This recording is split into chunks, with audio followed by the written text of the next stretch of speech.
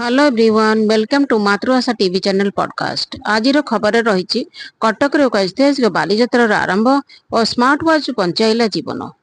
दर्शक बंधु, भिडियोटी को लाइक करूँ, शेयर करूँ। जदि आपण मैंने आम चैनल सहित नुआ कर देखुवे तेज सब्सक्राइब कर पाखरे बेल आइकन को प्रेस कर ऑल उपर क्लिक करने को जमा भी भूलिए। चलतु संपूर्ण खबर।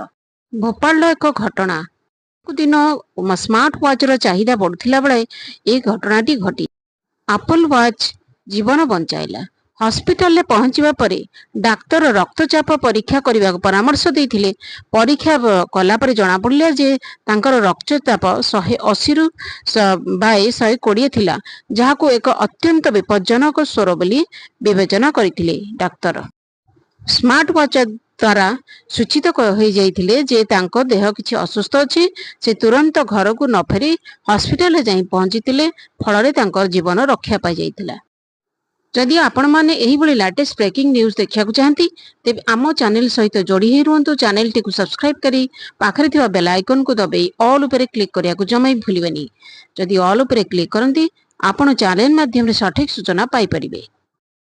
चलंतु डेरी न करी परवर्ती खबर उपर नजर पकाइबा। आज नवेम्बर 5 कटकर ऐतिहासिक बालीजात्रा आज आरंभ।